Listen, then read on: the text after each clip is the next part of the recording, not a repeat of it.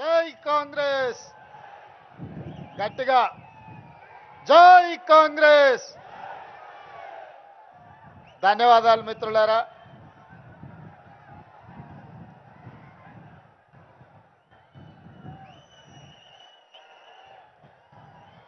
July 4, 2006 నాడు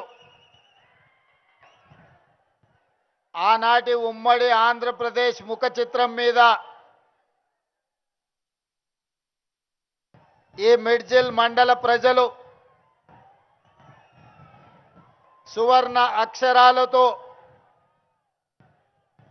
ఒక చరిత్రను లిఖించిన రోజు. 20 సంవత్సరాల తర్వాత 2026 సంవత్సరం అదే తారీఖు జూలై 4 నాడు మీ అభిమాన నాయకుడు, నా ప్రియ మిత్రుడు జనంపల్లి అనిరుద్ధ్ రెడ్డి జడ్చర్ల ఎమ్మెల్యే గారు ఆత్మీయ సమ్మేళనాన్ని ఏర్పాటు చేసి ఆనాడు మీరు నాటిన మొక్క ఈనాడు తెలంగాణ రాష్ట్రానికి వృక్షమై దశ దిశ నిర్దేశం చేసే అవకాశాన్ని మీరు అందించినందుకు కృతజ్ఞత తెలియజేయడానికి ఇంత అద్భుతమైన సమావేశాన్ని ఏర్పాటు చేసినందుకు మిత్రుడు అనిరుద్ధును మనస్ఫూర్తిగా అభినందిస్తున్నా. ఈ కార్యక్రమంలో నాతో పాటుగా మరో ముఖ్య అతిథులుగా ఉప ముఖ్యమంత్రి వర్యులు మిత్రులు పట్టి విక్రమార్క గారిని, ఈ జిల్లా నుంచి ప్రాతినిధ్యం వహిస్తున్న సహచర మంత్రివర్గ సభ్యులు పెద్దలు జూపల్లి కృష్ణారావు గారిని, ఇదే జిల్లా నుంచి ప్రాతినిధ్యం వహిస్తున్న మరో సహచర మంత్రివర్గ సభ్యులు మిత్రులు వాకిటి శ్రీహరి గారిని, అదేవిధంగా మీ అభిమాన నాయకులు, ఈ ప్రాంతంలో శాసనసభ్యుడుగా పార్లమెంటు సభ్యుడిగా మల్లు అనంతరాములు గారి వారసుడుగా ఈనాడు పేదలకు సేవలు అందిస్తున్న నాగర్ కర్నూల్ పార్లమెంట్ సభ్యులు డాక్టర్ మల్లు రవి గారిని,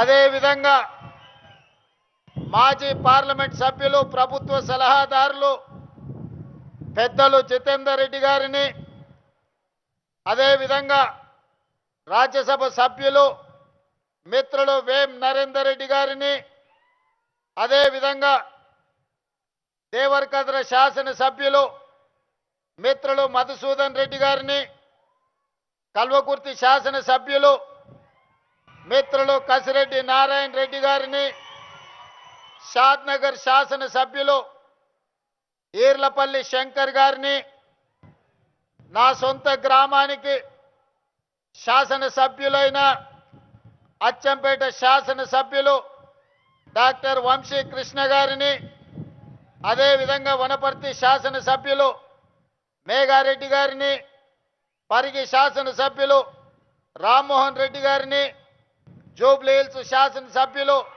నవీన్ యాదవ్ గారిని, మాజీ శాసనసభ్యులు ఏఐసిసి కార్యదర్శి ప్రియమిత్రులు సంపత్ కుమార్ గారిని,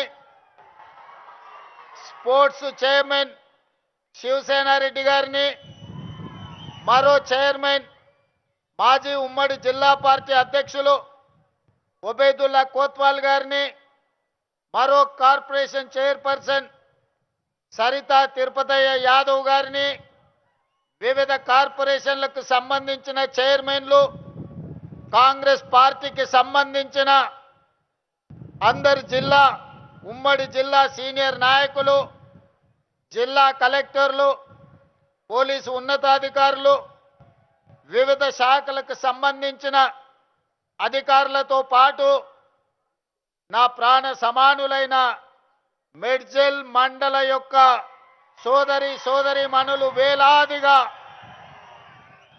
ఈరోజు ఇక్కడికి తరలి వచ్చి మా సోదరుడు, మా మిత్రుడు, మా సహచరుడు మాతో పాటు గ్రామాలు తిరిగి తండాలు పర్యటించి ఈ ప్రాంత సమస్యలు తెలిసిన మేము ఎప్పుడైనా అన్నా అని పిలుచుకునే మా రేవంత్ అన్న వచ్చిండు కలవాల్సిందే అని చెప్పి ఈనాడు వేలాదిగా మీరు వచ్చి ఒక పక్కన ఉరుములు ఉరిమిన పిడుగులు పడిన ఈ వాన తుఫాన్ అయినా కలిసి తీరవలసిందే, ఈ సమావేశాన్ని దిగ్విజయం చేయవలసిందే అని ఒక గుండె ధైర్యంతో మీరందరు ఇక్కడికి వచ్చినందుకు మనస్ఫూర్తిగా ధన్యవాదాలు, కృతజ్ఞతలు తెలియజేస్తున్నా.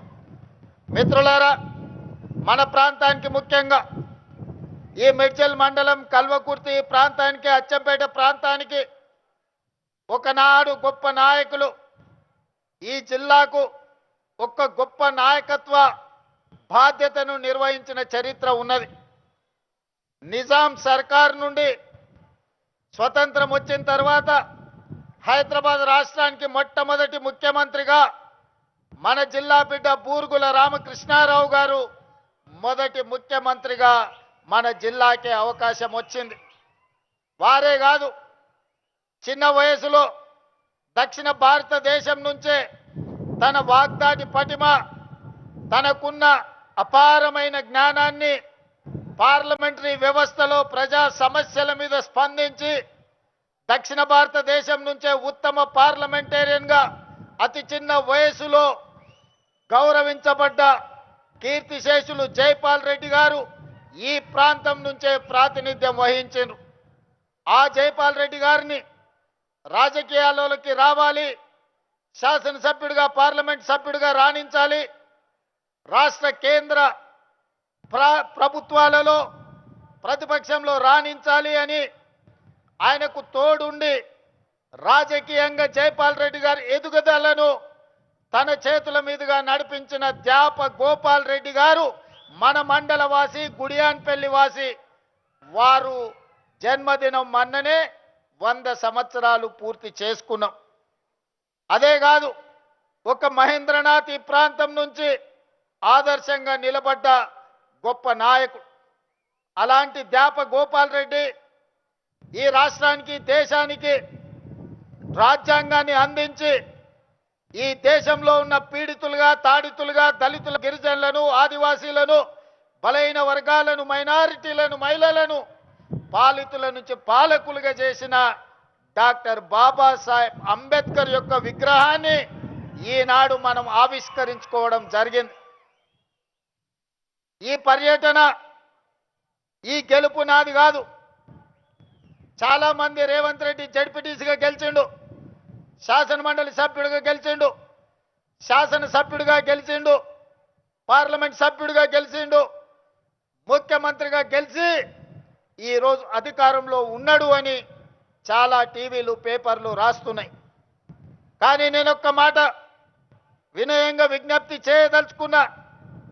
జూలై 4, 2006 నాడు గెలిచిన గెలుపు నాది కాదు, ఈ మిడ్జిల్ మండల ప్రజలది. ఈ మిడ్జిల్ గెలుపు అని నేను ఈ సందర్భంగా చెప్పదలుచుకున్నా. ఎందుకంటే నేను జడ్పీటీసీగా నామినేషన్ వేసేటప్పటికి ఈ మండలం కానీ, ఈ గ్రామాలు కానీ, ఇక్కడ ప్రజలతో నాకు పెద్దగా పరిచయం లేదు. నా గ్రామం ఒంగూరు మండలం, కొండారెడ్డిపల్లి, అచ్చంపేట శాసనసభ నియోజకవర్గం. ఆనాడు మిత్రుల సూచన మేరకు ఈ మిడ్చల్ మండలంలో జిల్లా పరిషత్ మెంబర్గా, ఇండిపెండెంట్ సభ్యుడిగా నేను ఇక్కడ పోటీ చేయడం జరిగింది. ఆనాడు కప్పు శాసర్ గుర్తు ఎన్నికల్లో కేటాయించారు. కానీ అదే ఇక్కడ డాక్టర్ వైఎస్ రాజశేఖర రెడ్డి గారు మిత్రుడు రబ్బానీని జడ్పీటీసీ సభ్యుడిగా పెట్టి జిల్లా పరిషత్ చైర్మన్ చేయడానికి ఒక కాంగ్రెస్ సీనియర్ నాయకుడిని, జిల్లా పరిషత్ చైర్మన్ కాగలిగిన అభ్యర్థిని ఇక్కడ ఎన్నికల్లో పెట్టినా ఆనాడు మీరేం ఆలోచన చేసిండ్రో, ఆనాడు ఎందుకు మీరందరూ ఉప్పెనై నిర్ణయం తీసుకున్నారో, ఆనాడు ఒక యువకుణ్ణి మొదటిసారి మీ గ్రామాలకు, మీ ఇంటికి వచ్చిన ఒక యువకుని జిల్లా పరిషత్ మెంబర్గా మీరు ఆశీర్వదించిండ్రు అని అంటే మీ ఆలోచనలు మీ నిర్ణయం గొప్ప నిర్ణయం అని చెప్పి ఈరోజు నిరూపించబడ్డది. అందుకే ఆనాడు గెలుచుంటే మిత్రుడు రబ్బాని జిల్లా పరిషత్ చైర్పర్సన్ అయి ఉండేవాడని ఇంతకుముందు మా మిత్రుడు బట్టి విక్రమార్క గారు నాకు గుర్తు చేసింది. నేను ఉప ముఖ్యమంత్రి గారికి ఒక సూచన చేస్తున్నా. నా వల్ల ఎవరికైనా ఎంతో కొంత సాయం కావాలి, నా వల్ల ఊరుకు మండలానికి ప్రయోజనం చేకూరాలి, నా వల్ల ఎవరికి నష్టం కష్టం రాకూడదనేదే నా ఆలోచన, నా ఆశయం. అందుకే ఉప ముఖ్యమంత్రి గారికి, జడ్చర్ల శాసనసభ్యుడికి, పార్లమెంట్ సభ్యుడు మల్లు రవి గారికి ఒక విజ్ఞప్తి చేస్తున్నా. ఆనాడు నా మీద ఓడిన రబ్బానికి ఈనాటి ప్రభుత్వంలో ఒక మంచి బాధ్యత ఇవ్వండి. ఎందుకంటే సర్పంచ్గా, సింగిల్ విండో చైర్మన్గా, బ్లాక్ కాంగ్రెస్ ప్రెసిడెంట్గా ఈ ప్రాంత ప్రజలకు దాదాపుగా 35 సంవత్సరాలు రబ్బాని సేవలు అందించండి. మరి ఆనాడు అనుకోని పరిస్థితుల్లో రబ్బాని గారు ఓటమి చెందిరు, నేను గెలిచిన. మరి ఈనాడు మీరు నేను అతనికి అవకాశం ఇవ్వడానికి మన చేతిలో బాధ్యత ఉన్నది. అందుకే మీరు బాధ్యత తీసుకోవాల్సిందిగా మా ఉప ముఖ్యమంత్రి వర్యులు బట్టి విక్రమార్క గారికి నేను సూచన చేస్తున్నా. అదేవిధంగా మిత్రులారా, ఆనాడు జడ్పీటీసీగా నాతో పాటు పనిచేసిన ఎంపీటీసీలు, సర్పంచులు వాగులు దాటడానికి, వాగుల్లో ఇసుక దొంగలిస్తుంటే వాగులు దాటేటప్పుడు మనుషులు కొట్టుకుపోయి చచ్చిపోయినారు. చాలా గ్రామాలకు రోడ్లు లేవు, చాలా గ్రామాలలో అభివృద్ధి లేదు. ఆనాడు ఉమ్మడి మహబూబ్ నగర్ జిల్లాలో ఈ మిడ్జిల్ మండలాన్ని, అదేవిధంగా గద్వాల శాసనసభ నియోజకవర్గంలో గట్టు మండలాన్ని డార్క్ మండలాలుగా ప్రకటించారు.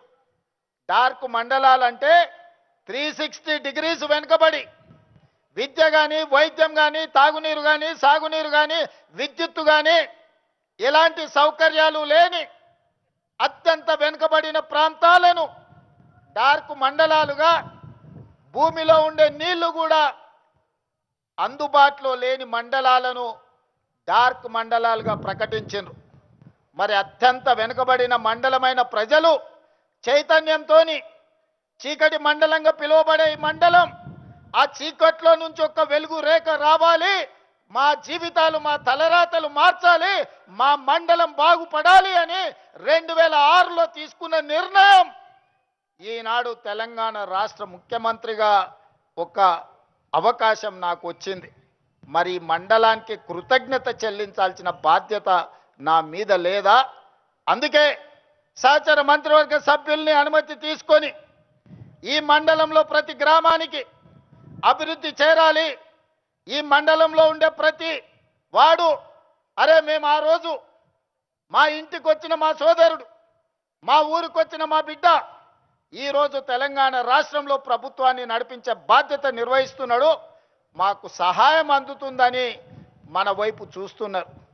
అందుకే నిస్సహాయాలుగా ఈ మండలం నిలబడడానికి వీల్లేదు. ఈ మండలం అభివృద్ధి జరగాలి, ఈ మండలం ఈ జిల్లాకే ఆదర్శంగా నిలబడాలి.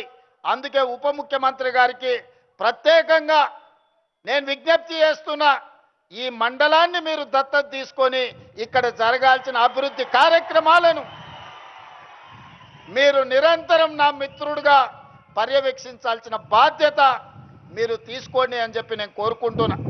ఇంతకంటే ఈ ప్రజలకు నేను చేయగలిగింది ఏమీ లేదు.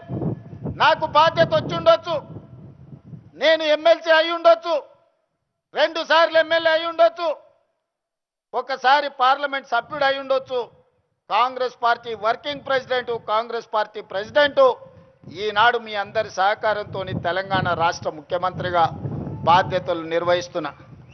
ఇంతకంటే ఈ రాష్ట్రంలో కాంగ్రెస్ పార్టీ దగ్గర, తెలంగాణ ప్రజల దగ్గర నాకు అవకాశం ఇవ్వడానికి, నాతో పనులు చేయించడానికి వాళ్ళ దగ్గర ఇంకా ఏమీ లేదు ఇవ్వడానికి. వాళ్ళు ఉన్నదంతా సర్వం నాకు ఇచ్చిండ్రు, ఇవాళ నన్ను పెంచి పోషించిండ్రు.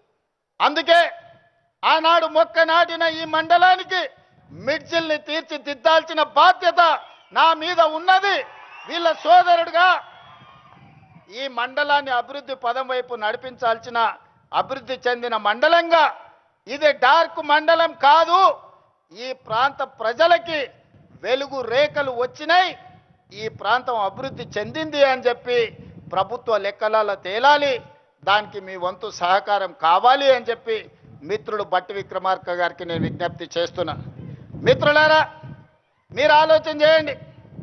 ఎమ్మెల్సీగా, ఎమ్మెల్యేగా 2 సార్లు, పార్లమెంట్ సభ్యుడిగా ఈ 20 సంవత్సరాలు 2006 జూలై 4న మీరు బాధ్యత ఇస్తే 20 ఏళ్లలో ఏ ఒక్క రోజు నేను సెలవు తీసుకోలే.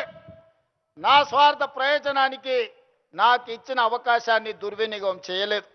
ఏది చేసినా ప్రతిపక్షంలో ఉంటే ప్రశ్నించే గొంతునై ప్రజా సమస్యల కోసం కొట్లాడిన, అధికారం వస్తే పరిపాలనలో సంక్షేమంతో పాటు అభివృద్ధితో పాటు దీర్ఘకాలికంగా సమాజాన్ని పట్టి పీడిస్తున్న సమస్యల్ని శాశ్వత పరిష్కారం చూపించే ప్రయత్నం చేసిన. ఆనాడు నాతో పనిచేసిన ఎంఆర్పిఎస్ మిత్రులు చాలా మంది ఉన్నారు. 40 సంవత్సరాల వర్గీకరణ రావణ కాష్టాన్ని నాకు అవకాశం వచ్చిన వెంబడే ఈరోజు మాదిగ ఉపకులాల వర్గీకరణ చేయడం జరిగింది. అదేవిధంగా మా బలైన వర్గాల సోదరులు గొర్రెలకు, బర్రెలకు, చివరికి కోడి పిల్లలకు కూడా ఈ రాష్ట్రంలో, ఈ దేశంలో లెక్కలు ఉన్నాయి. మరి 50% ఉండే మా బలహీన వర్గాల లెక్కలు ఈ దేశంలో ఎందుకు పెట్టరు, ఎందుకు లెక్క గట్టరు అని అడిగితే 100 ఏండ్ల సమస్య. ఆనాడు 1931 బ్రిటిషర్స్ లెక్క పెడితే 100 ఏళ్ల బలహీన వర్గాల లెక్కలు పెట్టిన ప్రభుత్వమే లేదు. మా మిత్రుడు బట్టి విక్రమార్క గారి నేతృత్వంలో 100 ఏళ్ల సమస్యకు జనగణనలో కులగణన చేసి ఎవరు ఎంతున్నారో లెక్క తేల్చడమే కాదు, లెక్క ప్రకారం వాళ్ళ వాటాలు వాళ్ళకి ఇవ్వాలి, వాళ్ళ సంక్షేమం, వాళ్ళ అభివృద్ధి వాళ్ళకి చేర్చాలి అని ఆ సమస్యకు శాశ్వత పరిష్కారం చూపించింది మన బిడ్డలకు. ఆర్టీసీలో ఉచిత ప్రయాణం, 21,000 కోట్ల రూపాయల రైతు రుణమాఫీ, 36,000 కోట్ల రూపాయల రైతు భరోసా, 80,000 కోట్ల రూపాయలు ఓట్లు కొనడానికి నిధులు ఖర్చు పెట్టి ఉచిత విద్యుత్తు కోసం 30,000 కోట్ల రూపాయలు వ్యవసాయానికి బట్టి గారు ఖర్చు పెట్టిన మాట వాస్తవం కాదా? 1,76,000 కోట్ల రూపాయలు ఈ చివరి ఇప్పుడు వేసే రైతు భరోసాతోని ఈ 30 నెలల్లో మా ప్రభుత్వం ఖర్చు పెట్టింది. సరాసరిన 5,600 కోట్లు ప్రతి నెల మేము ఖర్చు పెడితే 10 ఏళ్లలో మీరు ఖర్చు పెట్టింది ఏందో లెక్కలు తేల్చండి. మొన్నటికి మొన్న మా జూపల్లి గారు సవాలు విసిరిండ్రు. 70,000 కోట్ల రూపాయల అప్పున్న రాష్ట్రాన్ని మిగులు బడ్జెట్ 16,000 కోట్ల రూపాయలతో మీకు అప్పచెప్తే 8,21,000 కోట్ల రూపాయల అప్పులు చేసిరు. 20 లక్షల కోట్ల రూపాయల బడ్జెట్ మీ చేతులకు వచ్చింది. నేను అడుగుతున్న చంద్రశేఖరరావు గారిని, సంవత్సరానికి 2 లక్షల డబుల్ బెడ్రూమ్ ఇల్లు కట్టినా 10 ఏళ్లలో 20 లక్షల పేదలకు ఇల్లు కట్టించేవాళ్ళు. నేను ఇక్కడికి వచ్చిన మా అక్కల్ని, మా సోదరుని అడుగుతున్నా, మీ ఊర్లలో కేసీఆర్ ఎవరికైనా డబుల్ బెడ్రూమ్ ఇల్లు ఇచ్చిండా? దళితులకు 3 ఎకరాల భూమి ఇచ్చిండా? ఇంటికో ఉద్యోగం ఇచ్చిండా? 1 ఎకరాలకు నీళ్లు వారిచ్చిండా? 1,00,000 కోట్లు పెట్టి కట్టిన కాళేశ్వరం 3 ఏళ్లలో కూలేశ్వరం అయ్యింది. 1,00,000 కోట్లు గోదావరి పాలైనాయి. ఇది కేసీఆర్ పరిపాలన. ఇవాళ వాళ్ళ కొడుకు, వాళ్ళ అల్లుడు గల్లీ తిరుగుతున్నారు, గద్దల్లాక ఊరు మీద తిరుగుతున్నారు. రావాలి అని. ఎవరయ్యా రావాలి అని నేను అడిగిన. అంటే పాపాల భైరవుడు, ఫామ్ హౌస్లో బంధించిన పాపాల భైరవుడు మళ్ళా బయటికి రావాలని. తెలంగాణ ఉద్యమంలో అప్పులను, తప్పులను, అబద్ధాలను తెలంగాణ రాష్ట్రం కోసం ప్రజలు మన్నించారు. తెలంగాణ రాష్ట్రం వచ్చినాక 10 ఏళ్ళు అధికారం ఇచ్చిండ్రు. 10 ఏళ్లలో ఆయన చేసింది ఇసుక దోపిడీకి అడ్డం పడ్డ నేరళ్ళ దళితులను లారీలెక్కి తొక్కిచ్చిండు. పండించిన పంటకు గిట్టుబాటు ధర అడిగితే ఖమ్మం జిల్లాలో గిరిజనులకు బేడీలేసి జైల్లోకి తీసుకెళ్ళాడు. ప్రశ్నాపత్రాలు ప్రభుత్వ ఉద్యోగాల కోసమే ఉద్యమం జరిగితే గ్రూప్ 1 పబ్లిక్ సర్వీస్ కమిషన్ లక్షలాది రూపాయలతోని 100 కోట్లు కొల్లగొట్టి ప్రశ్నాపత్రాలు పల్లి బఠానీలలాగా అమ్ముకున్నారు. ఇల్లు ఇయ్యలే, పెన్షన్ ఇయ్యలే, నిధులు ఇయ్యలే, నీళ్ళు ఇయ్యలే, నిరుద్యోగ యువకులకు ఉద్యోగాలు ఇవ్వలే. మరి ఎందుకయ్యా వీళ్ళు ఇంతగానం రావాలి రావాలి అంటుర్రు? ఒక్కసారి మా సోదరులను ఆలోచన చేయమని అడుగుతున్నా. ఎందుకంటే అల్లుని మంత్రి చేసిండు, కొడుకుని మంత్రి చేసిండు, బిడ్డని ఎంపీని చేసిండు, ఓడితే ఎమ్మెల్సీ చేసిండు. ఆయన సడ్డకుని కొడుకు మందులు అందిస్తాడని రాజ్యసభ చేసిండు. వాళ్ళ చుట్టాలని దయాకర్రావును, వినోదరావును, కృష్ణారావును కావాల్సిన వాళ్ళందరినీ మంత్రులను చేసిండు. ఓడిపోతే ప్రభుత్వ సలహాదారులను చేసిండు. అందుకే వాళ్ళు తాపత్రపడుతురా, గుండెలు బాదుకుంటున్నారు, రావాలి రావాలి మా పాపాల భైరవుడు రావాలి అని. ఆ పాపాల భైరవుడు నీకు టీవీ ఇచ్చిండు చూపించుకోవడానికి, రాసుకోవడానికి పేపర్ ఇచ్చిండు, అబద్ధాలు చెప్పడానికి వినడానికి భజన పరులను ఇచ్చిండు. అందుకోసం వాళ్ళు రావాలంటారు. మరి నేను అడుగుతున్నా, ప్రజాపాలన ఎందుకు పోవాలి? మా యువకులకు నేను సూచన చేస్తున్నా, పెళ్ళికి పోయినా, సావుకు పోయినా, దావత్కు పోయినా, బీర్ షాప్కి పోయినా, బార్ షాప్కి పోయినా, కళ్ళు దుకాణానికి పోయినా, ఏడికి పోయినా చర్చ పెట్టుర్రు. ఈ ప్రజాపాలన పోవాలి ఎందుకు? ఫామ్ హౌస్లో బందీ అయిన పాపాల భైరవుడు రావాలి ఎందుకు అని చర్చ పెట్టుర్రు. ప్రజాపాలన ఎందుకు పోవాలి? రేషన్ కార్డు ఇచ్చినందుకు పోవాలనా? సన్నబియ్యం పెట్టినందుకు పోవాలనా? ఇందిరమ్మ ఇల్లు ఇచ్చినందుకు పోవాలనా? ఉచిత కరెంట్ ఇచ్చినందుకు పోవాలనా? రైతు రుణమాఫీ చేసినందుకు పోవాలనా? రైతు భరోసా చేసినందుకు పోవాలనా? వరి వేస్తే ఉరేసుకున్నట్టే అన్న ఆ దుర్మార్గుడు చెప్తే 2,88,00,000 మెట్రిక్ టన్నుల ఒట్లు పండిస్తే చివరి గింజ వరకు కొని 80,000 కోట్ల రూపాయలు చెల్లించినందుకు ప్రజాపాలన పోవాలనా? డ్రగ్స్ అమ్మేటోళ్ళను, గంజాయి అమ్మేటోళ్ళను బొక్కల పెట్టి మక్కలిరగొట్టినందుకు ప్రజాపాలన పోవాలనా? మీరు వస్తే ఏం చేస్తారే? ఫామ్ హౌస్లలో అమ్మిన గంజాయి డ్రగ్స్ ఇవాళ రైతు బజార్లలో పెట్టి అమ్ముతారా? ఏం చేస్తారు మీరు? ఏం చేయనీకి రావాలి? ఏం అన్యాయం చేసినామని ప్రజాపాలన పోవాలి. ప్రజలు ఎన్నుకున్న ప్రభుత్వం, ప్రజలు కోరుకున్న ప్రభుత్వం, ప్రజలు ఆశీర్వదించిన ప్రభుత్వం, ప్రజల కోసమే పనిచేస్తున్న ప్రభుత్వం పోవాలని ఎందుకంటున్నారా అంటే వాళ్ళ సంపాదన ఆగిపోయింది, వాళ్ళ దోపిడీ ఆగిపోయింది, వాళ్ళ దొంగతనాలు ఆగిపోయినాయి. వాళ్ళతో పాటు దోపిడీ చేసిన అధికారులను నిన్న మొన్న ఒక్కనొక్కరిని చూస్తే 100, 200, 300 కోట్ల రూపాయలు సంపాదించిన వాళ్ళు ఇవాళ ఏసీ బోలకు పట్టుబడుతున్నారు. ఎక్కడదా ఈ సొమ్ము? ప్రజలను దోసుకున్నది కాదా? గజ్వేల్ ఎర్రవల్లిలో 1000 ఎకరాల ఫామ్ హౌస్ ఎక్కడి నుంచి వచ్చింది? నీ తాతలు ముత్తాతలు ఇచ్చిందా? 4 కోట్ల తెలంగాణ ప్రజలని దోసుకున్నదా? నీ కొడుకు జన్వాడల 100 ఎకరాల ఫామ్ హౌస్ వచ్చింది. నీ అల్లుడు హరీష్ రావుకు 50 ఎకరాలు మోయినాబాద్ల ఫామ్ హౌస్ వచ్చింది. నీ బిడ్డ కల్వకుంట్ల కవితకు శంకర్పల్లిల 25 ఎకరాల ఫామ్ హౌస్ వచ్చింది. నీ సడ్డకుని కొడుకు సంతోష్రావు లెక్కలైతే ఇక చెప్పేటట్టనే లేదు. ఎక్కడికెళ్ళి వచ్చినాయి 10 ఏళ్ళలో? ఎక్కడివి ఆస్తులు? ఏడ సంపాదించారు? ఏం వ్యాపారం చేసిర్రు? ఎక్కడి నుంచి వచ్చిన ఈ సంపద, ఈ వజ్ర వైదూర్యాలు, ఈ బెంజు కార్లు ఎక్కడి నుంచి వచ్చినాయి? తెలంగాణ అప్పుల పాలైంది, రైతులు ఆత్మహత్యలు చేసుకుంటున్నారు, నిరుద్యోగ యువకులకు ఉద్యోగాలు రాలేదు. మా ఆడబిడ్డలు బతుకమ్మ చీరలు ఇస్తే కూడా అందులో కమిషన్లు కొడితే ఆ చీరలు తీసుకుపోయి పొలాల కాడ పిట్టలను బెదిరియనికే కట్టే పరిస్థితి.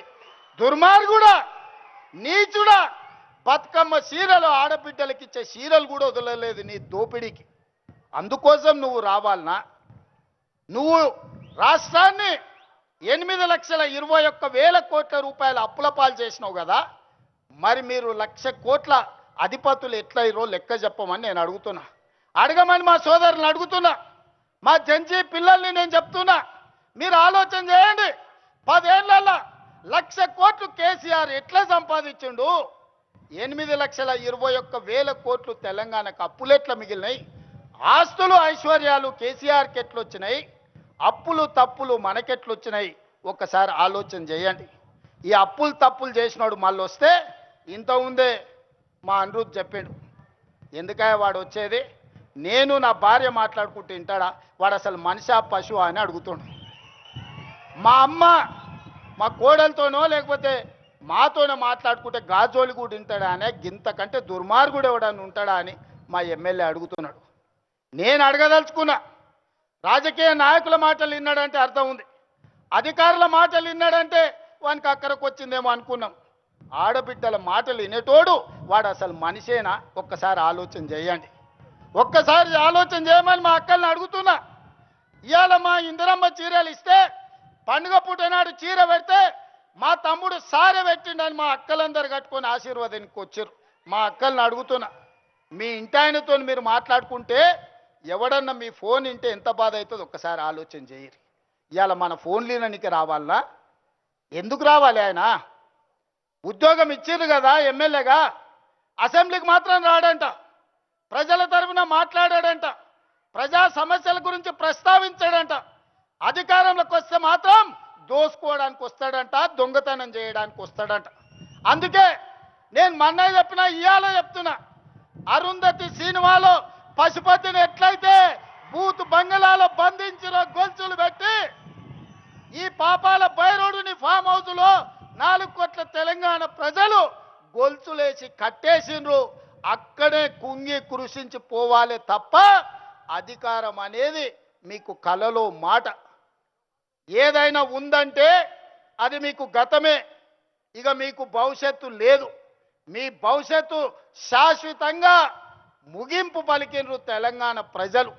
అందుకే మిత్రులారా, చివరగా మా మిర్జిల్ మిత్రులకు ఒక్క మాట చెప్పదలుచుకున్నా, నేను ఏమిచ్చినా చివరికి నా ప్రాణం ఇచ్చినా కూడా తక్కువనే. మిర్జిల్ మండలానికి నిధులు పెద్ద విషయం కాదు. ఇవాళ నాకు దక్కిన గౌరవం ఈ మండలం, ఈ జిల్లా, ఈ రాష్ట్రం, ఈ దేశంలోనే కాదు ప్రపంచంలో. ఇవాళ మెస్సీతో ఫుట్బాల్ ఆడినా, ప్రపంచంలో మన గలం వినిపించినా, ఆనాడు మీరు నాటిన మొక్కనే ఈనాడు పెద్దదై ఈరోజు బాధ్యత నిర్వహిస్తున్నది. ఈ బాధ్యతను కొనసాగించడానికి నిండు మనసుతో మీరు ఆశీర్వదించండి. నేను చేయాల్సిన పనులు ఉన్నాయి. ఈ వలసల జిల్లాను ఈరోజు అభివృద్ధి పథం వైపు నడిపించాల్సిన బాధ్యత నా మీద ఉన్నది. చేయాల్సిన పనులు మిగిలి ఉన్నాయి. ఆనాడు పండిత్ జవహర్లాల్ నెహ్రూ గారు ఏదైతే ప్రాధాన్యత పెట్టుకున్నాడో ఎడ్యుకేషన్ అండ్ ఇరిగేషన్, ఈ జిల్లాలో ప్రతి ఎకరాకు నీళ్ళు ఇచ్చే వరకు, ఈ జిల్లాలో ఉండే ప్రతి పేదవాడికి విద్యను అందించి ఉద్యోగ ఉపాధి అందించే వరకు నేను మీకు సేవ చేస్తూనే ఉంటా. ఆనాడు 94 నుంచి 2004 వరకు 2 సార్లు తెలుగుదేశం అధికారం ఉంది. 2004 నుంచి 2014 వరకు doctor YS Rajasekhar Reddy Congress party అధికారంలో ఉండే. 2014 నుంచి 2024 వరకు బీఆర్ఎస్ అధికారంలో ఉన్నది. ఇవాళ చెప్తున్నా, నా ఆత్మ బంధువులైన మిర్జుల ప్రజల మధ్య నుంచి రాబోయే 2024 నుంచి 2034 వరకు ప్రజాపాలన ఉంటుంది. ప్రజలకు సేవలు అందిస్తుంది. ఆనాడు జెడ్పీటీసీ అయితా అంటే మీరు నన్ను జెడ్పీటీసీని చేసిరు. నేను ఎమ్మెల్సీ కావాలంటే మీరు ఆశీర్వదించి జిల్లా ప్రజలు ఎమ్మెల్సీ చేసిరు. తెలవని కొడంగల్కి వెళ్తే 2 సార్లు ఎమ్మెల్యేని చేసిరు. అక్కడ కష్టం వస్తే మల్కాజ్గిరి పార్లమెంట్లో ఎంపీని చేసిరు. కాంగ్రెస్ పార్టీ కార్యనిర్వాహక అధ్యక్షుడిని చేసిరు. 4 కోట్ల తెలంగాణ ప్రజలు 2వ తెలంగాణ ముఖ్యమంత్రిగా చేసిరు. ఇదంతా మీ ఆశీర్వాదం. ఇవాళ ఒకే ఒక్క విజ్ఞప్తి చేస్తున్నా, ఒకవేళ తప్పు జరిగితే అది శాశ్వతంగా తెలంగాణ రాష్ట్రానికి కాలరాత్రిని తెచ్చిపెడుతుంది. ఈరోజు వాళ్ళు దోసుకోవడానికి మొత్తం సిద్ధమై కూర్చున్నారు. అందుకే ఈనాడు తెలంగాణ యువకులు నడుం బిగించాలి. దళితులు, గిరిజనులు, ఆదివాసీలు, తండాలలో, గూడాలలో, మారుమూల పల్లెల్లో ఉండే ప్రజలారా ఆలోచన చేయండి. మళ్ళీ కాంగ్రెస్ రావాలి, రాహుల్ గాంధీ ప్రధానమంత్రి కావాలి. ఈ దేశం కోసం వాళ్ళ నాయనమ్మ ప్రాణాలు ఇచ్చింది. ఈ దేశం కోసం వాళ్ళ తండ్రి ప్రాణాలు ఇచ్చిండు. ఈ దేశం కోసం రాజీవ్ గాంధీ తర్వాత 35 ఏళ్ళు అధికారానికి దూరంగా సోనియా గాంధీ, రాహుల్ గాంధీ, ప్రియాంక గాంధీ గారు ఉన్నారు. కానీ ఈనాడు దేశంలో చారిత్రాత్మకమైన అవసరం ఉంది. ఈ చారిత్రాత్మకమైన అవసరమే రాహుల్ గాంధీ గారిని ప్రధానమంత్రిని చేయడం. మరి రాహుల్ గాంధీ గారు ప్రధానమంత్రిని చేయాలంటే నేను ఒక సమిధనై రాహుల్ గాంధీని ప్రధానమంత్రిని చేయాల్సిన అవసరం లేదా? మీరు ఒక్కసారి ఆలోచన చేయండి. అందుకే మిత్రులారా, నాకు సహాయం అందించిన చిన్నవాడైనా, పెద్దవాడైనా, పేదవాడైనా, వెనుకబడిన ప్రాంతమైనా గుర్తు పెట్టుకొని వెనక్కి తిరిగి సహాయం అందించే ప్రకృతి నాకు ఒక అవకాశాన్ని ఇచ్చింది. మరి ఇవాళ ఇంత పెద్ద అవకాశం ఇచ్చిన రాహుల్ గాంధీ గారికి, సోనియా గాంధీ గారికి, దేశ ప్రజలకు రాహుల్ గాంధీ గారిని ప్రధానమంత్రిని చేసే సందర్భంలో తెలంగాణ ప్రజల అండగా ఉండాల్సిన అవసరం లేదా? ఆలోచన చేయండి. 60 ఏండ్ల తెలంగాణ ఆకాంక్ష, వందలాది మంది తెలంగాణ బిడ్డల ప్రాణ త్యాగాలు, ఆత్మ బలిదానాలు చేసుకుంటూ తెలంగాణ రాష్ట్రం కోసం అసూలు బాసిన శ్రీకాంతాచారి, ఈశాన్ రెడ్డి, కానిస్టేబుల్ కిష్టయ్యను గుర్తు తెచ్చుకోండి. ఈ సమస్యకు శాశ్వత పరిష్కారం చూపించిన సోనియా గాంధీ గారి కుటుంబానికి మనం కృతజ్ఞత తెలపాల్సిన అవసరం ఉన్నది. ఆ కృతజ్ఞతనే రాహుల్ గాంధీ గారిని ప్రధానమంత్రిని చేయాలి. అందుకే మిత్రులారా, 2029 ఎన్నికల్లో నాతో నడవండి, నాతో నడవండి. మనందరం కలిసి నడుద్దాం. ఈ దేశానికి రాహుల్ గాంధీ గారిని ప్రధానమంత్రిని చేద్దాం. మీరందరూ అండగా నిలబడాలి. మీరందరూ అండగా నిలబడతామని మాట ఇస్తున్నారా? మాట ఇస్తున్నారా? మాట ఇస్తున్నారా? రాహుల్ గాంధీని ప్రధానమంత్రిని చేసే బాధ్యత ఈ మిడ్జిల్ నుంచే మొదటి అడుగు పడాలి. 1000 అడుగులు 1000 కిలోమీటర్లు నడవాలన్నా ఒక్క అడుగుతోనే మొదలవుతుంది. రాహుల్ గాంధీ గారిని ప్రధానమంత్రిని చేసే మొదటి అడుగు మిడ్జిల్ మండలం నుంచే పడాలి. మీరందరూ సిద్ధమేనా? సిద్ధమేనా? సిద్ధమేనా? సిద్ధమేనా? వేదిక మీద ఉన్న మా సోదరులు సిద్ధమేనా? సిద్ధమైతే అందరూ లేచి నిలబడి పిడికిలు ఎత్తండి. జై కాంగ్రెస్, జై జై కాంగ్రెస్, జై సోనియమ్మ, జై జై సోనియమ్మ. ధన్యవాదాలు మిత్రులారా.